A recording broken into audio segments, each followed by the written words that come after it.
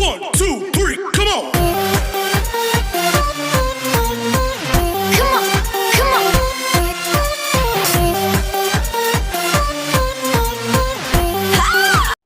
विद्यार्थी मित्रों नमस्कार, मैं अजीत कुंवर एक्सीलेंट क्लासेस में आपका हार्दिक स्वागत करता हूं।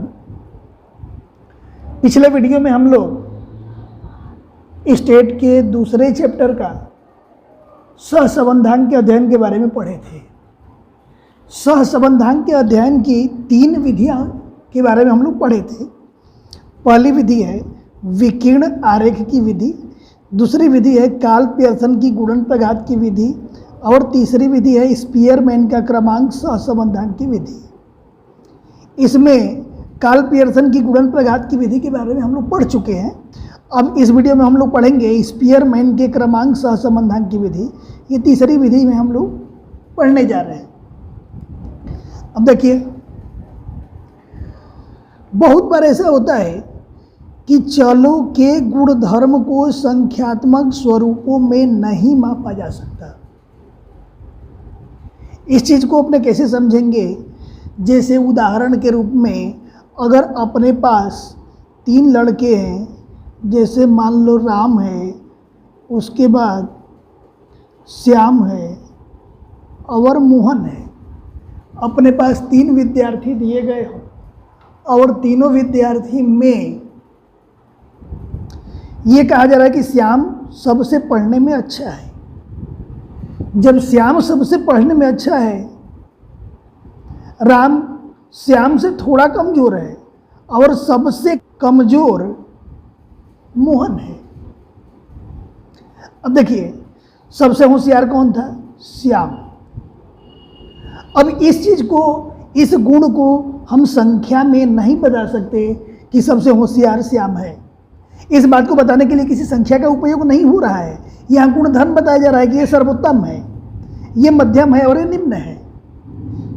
ये उत्तम है, ये मध्यम है और ये निम्न है। यहाँ पे गुणों के बारे में बात किया जा रहा है।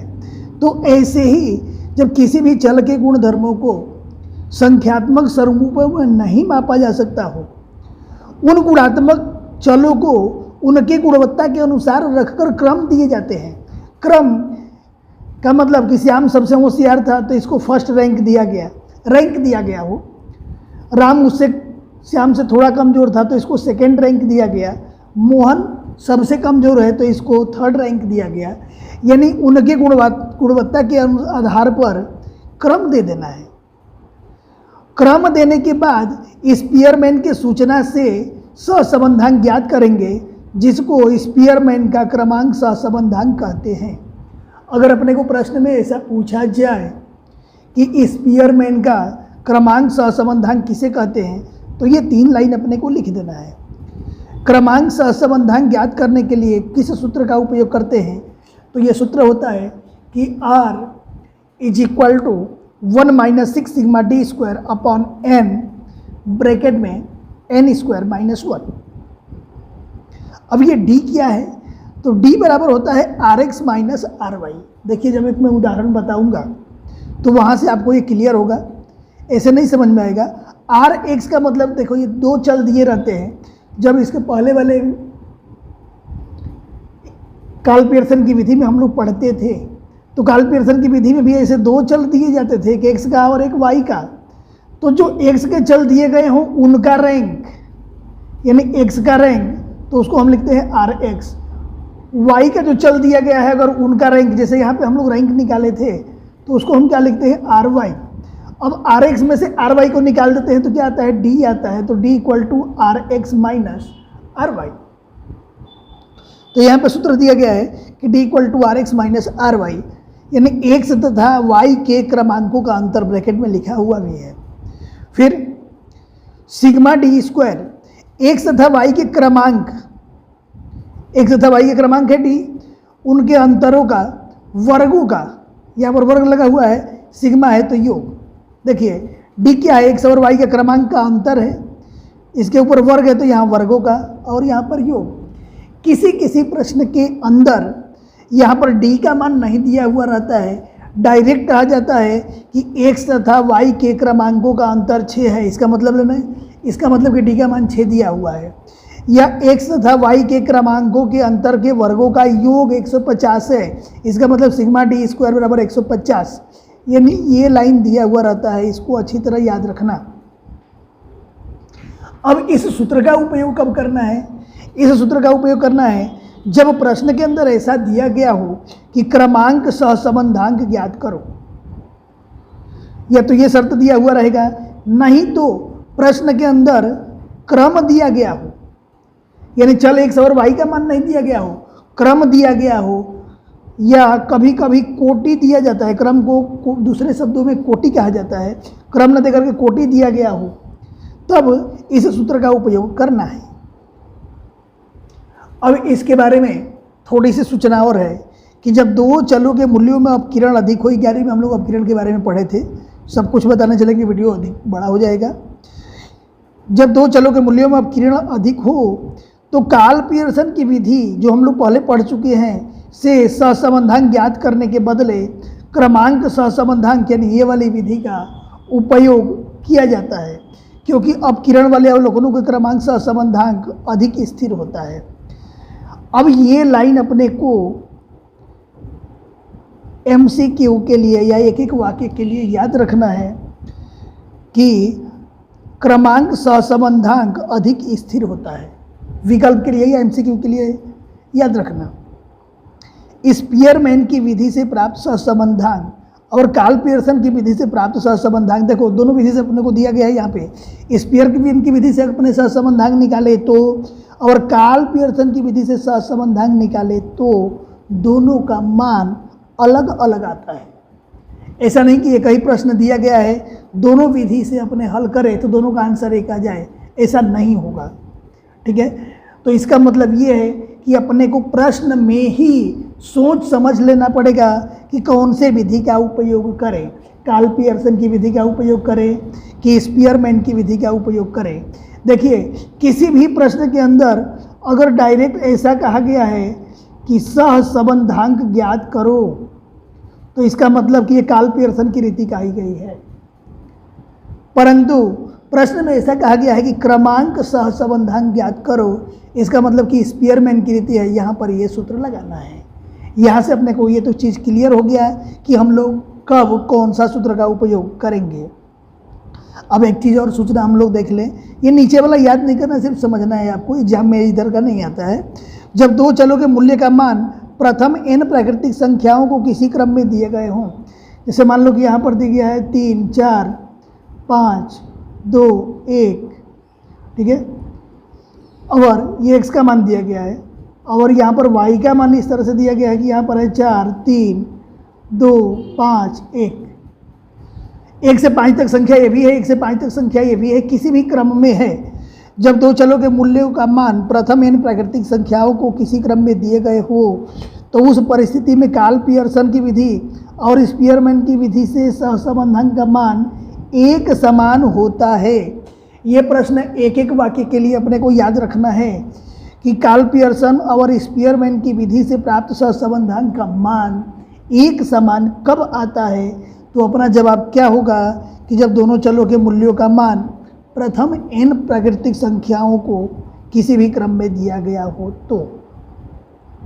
अब एक चीज़ और अपने को आएगा नया इसमें, और वो ये आएगा कि सिग्मा डी का मान हमेशा 0 होता है, यानी Rx माइनस RY यानी दोनों क्रमांकों का अंतर, उसको जब टोटल करेंगे तो हमेशा 0 आता है। याद रखना, विकल्प के प्रश्न के लिए किसी भी प्रश्न में सिग्मा डी का मान हमेशा 0 होगा, हमेशा। याद रखना, विकल्प में प्रश्न पूछा जाता है। उदाहरण नंबर 16 में दिया गया है कि एक कंपनी के 2 मैनेजरों द्वारा उनकी कंपनी में कार्यरत कर्मचारियों में से चुने हुए 7 व्यक्तियों को उनके कार्यभार के कौशल के आधार पर निम्नानुसार क्रम दिए गए हैं। देखिए, कंपनी है, उसमें 2 मैनेजर है, पहला मैनेजर ये क्रम दिए हैं, दूसरा मैनेजर ये, यानी 2 मैनेजर है। कंपनी में कार्यरत कर्मचारी यानी उसमें काम करने वाले कुछ कर्मचारी हैं, और वह कर्मचारी यहाँ कितने हैं? 7, यानी n का मान 7 होगा, आप याद रखना। कुल कर्मचारी कितने हैं? 7। ये 7 कर्मचारी के नाम दिया गया है A B C D E F G। उनके कार्यभार के कौशल के आधार पर कि कौन कितना अच्छा काम कर रहा है। जैसे इसमें देखिए मैनेजर 1 जो है वह जो जी नाम का व्यक्ति है उसको पहला नंबर दिए हुए हैं, फर्स्ट रैंक दिए हुए हैं। इसका मतलब कि जी वाला व्यक्ति सबसे अच्छा काम कर रहा है। उसके बाद सेकंड रैंक दिए मिला हुआ है एफ का, यानी इसकी जो कार्यशैली है वो जी से थोड़ा सा कम है। ई को थर्ड रैंक मिला है, डी को फोर्थ रैंक मिला है। ऐसे करते करते ए को 6th रैंक मिला है और बी को 7th रैंक मिला है। यानी इन 7 व्यक्तियों में से बी सबसे खराब काम कर रहा है। ये मैनेजर 1 यानी पहले मैनेजर का ओपिनियन है। पहला मैनेजर ऐसा सोचता है, लेकिन दूसरा मैनेजर जो है इससे थोड़ा अलग सोचता है। और वह क्या सोचता है कि जो एफ नाम का व्यक्ति है वो सबसे अच्छा काम कर रहा है, तो उसने एफ को फर्स्ट रैंक दिया, डी को सेकंड रैंक दिया हुआ है। ये दूसरे का क्रम दिया गया है। और इसके बाद जी को थर्ड रैंक दिया हुआ है। देखिए पहला मैनेजर जी को फर्स्ट रैंक दिया था, लेकिन दूसरा मैनेजर इसको क्या दिया? थर्ड रैंक दिया हुआ है। ऐसे करके ए को 7th रैंक दिया हुआ है, बी को 6th रैंक, सी को 5th रैंक, डी को 2nd रैंक। ये दोनों का रैंक दिया गया है। सूचना से क्रमांक सहसंबंधांक का मान ज्ञात करो। क्रमांक सहसंबंधांक का मान ज्ञात करो। अब भी हम लोग तुरंत पढ़े थे कि क्रमांक सहसंबंधांक की विधि से r जब ज्ञात करना होता है तो r बराबर सूत्र क्या होता है? r बराबर सूत्र होता है कि 1 - 6 sigma D square upon n bracket में n स्क्वायर -1। अब इसी सूत्र को देखते हुए अपने को कोष्टक बनाना है। यहाँ पर क्या दिया गया है? डी स्क्वायर का सिग्मा, यानी सिग्मा डी स्क्वायर चाहिए। तो सिग्मा डी स्क्वायर कब मिलेगा? जब डी स्क्वायर का कॉलम होगा। डी कहाँ से आता है? तो इसके पहले वाले पेज पर हम लोग तुरंत पढ़े थे कि डी बराबर सूत्र क्या होता है? RX - RY, यानी एक डी का सूत्र चाहिए। अब यहाँ पर दोनों क्रम दिया गया है, एक इसका क्रम दिया गया है, एक इसका क्रम दिया गया है। इसको अगर चल x मान ले तो इसका जो क्रम दिया गया है इसको हम क्या मान लेंगे? RX। इसको चल y मान ले तो इसको जो क्रम दिया गया इसको हम क्या मान लेंगे? RY।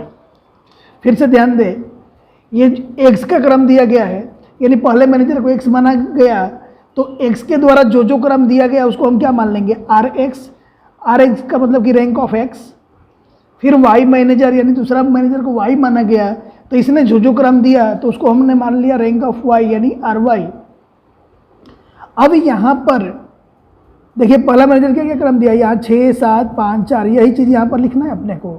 6 7 5 4 3 2 1 3 2 1। RY में ये सेकंड वाली लाइन लिख दे। 7 6 5 2 4 5 2 4 1 3। ये दोनों कोष्टक कहाँ से आया? तो यही वाला कोष्टक दोनों लिख लिए। अब डी का मान कैसे आएगा? RX - RY। RX का ये कोष्टक है, RY का ये कोष्टक है, यानी पहले वाले कोष्टक में से दूसरे वाले को घटाना है। RX - RY यानी इसमें से इसको घटाना है। फिर से ध्यान से समझिए, डी वाला कोष्टक कैसे तैयार करेंगे? डी बराबर फॉर्मूला दिया हुआ है यहाँ पर RX - RY, यानी यहीं से अपने को पता चल जाए कि RX में से RY की कीमत को घटाना है। RX का ये कोष्टक है, RY का ये कोष्टक है, तो इसमें से इसको घटाना है। याद रखना, इसमें से इसको घटाना है। अब घटाएं, यहाँ पर क्या है? 6 में से 7 जाएगा, क्या आएगा? -1। 7 में से 6 जाएगा, क्या हो जाएगा? 1। 5 में से 5 जाएगा 0। 4 में से 2 जाएगा 2। 3 में से 4 जाएगा -1। 2 में से 1 जाएगा 1। 1 में से 3 जाएगा -2। टोटल करेंगे, इसका टोटल हो जाएगा 0। देखिए -1 + 1 0 हो जाएगा, +2 -2 0 हो जाएगा, +1 -1 0 हो जाएगा।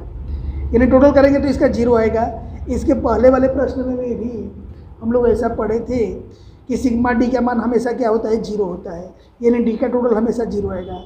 डी स्क्वायर कहाँ से आएगा, ये कोष्टक कहाँ से तैयार होगा, तो ये वाले कोष्टक का स्क्वायर कर डी स्क्वायर यानी डी का वर्क करना है, यानी ये कोष्टक का वर्क करना है। इस कोष्टक का वर्क करके इस कोष्टक में लिख देना है -1 का वर्क +1 1 0 का वर्क 0 2 का वर्क 4 -1 का 1 1 2 का वर्क 4 टोटल कर दे। इसको जब टोटल कर देंगे तो 1 का वर्क 1 2 4 6 7 8 4 12। ये बताइए कंपनी में कुल कितने व्यक्ति थे, तो 7। एन का मान कितना लेंगे, 7 लिख देंगे। एन बराबर कितना दिया गया है, 7। जब एन बराबर 7 दिया गया, अब क्या करना है अपने को, सभी कीमतों को सूत्र में रख देना है। यहाँ से वो बराबर 1 - 6 sigma D square. Sigma D square का मतलब कि डी स्क्वायर का सिग्मा यानी डी स्क्वायर का टोटल। डी स्क्वायर का टोटल यहाँ पर कितना आया हुआ है, 12 बटे में एन। एन की जगह पर कितना है, 7 ब्रैकेट में एन स्क्वायर -1 यानी 7 का वर्ग -1। जहाँ एन है वहाँ 7 रख दिए, वर्ग है तो वर्ग, 1 है तो 1 इक्वल टू 1 - 12 में 6 का गुणा करेंगे। तो जब 12 में 6 का गुणा करते हैं तो कितना हो जाता है, 12 × 6 = 72। नीचे हो जाएगा 7, यहाँ 7 का वर्ग करेंगे तो कितना हो जाएगा, 49 - 1। ये 1 माइनस ऊपर कितना हो जाएगा, 72 बटे में ये हो जाएगा 7। 49 में से 1 जाएगा तो ये कितना हो जाएगा, 48 इक्वल टू 1 माइनस ऊपर कितना हो जाएगा, 72। 48 में 7 का गुणा करेंगे तो ये हो जाएगा 336 इक्वल टू कितना हो जाएगा, ये 1 माइनस। अब 72 में 336 से भाग दे देंगे तो ये हो जाएगा 0.2143 0.2143। एक में से 0.2143 घटा देंगे तो ये हो जाएगा कि 0.7857। और हम लोग पहले से जानते हैं कि आर का मान हमेशा क्या करते हैं, 2 अंक पे लिखते हैं, सिर्फ 2 ही अंक लिखते हैं, दशमलव के बाद 2 ही अंक। तो तीसरा अंक 5 या 5 से ज़्यादा हो तो बगल में 1 जोड़ देते हैं, यानी कितना हो जाएगा 0.79। और ये अपना क्या हो गया आंसर।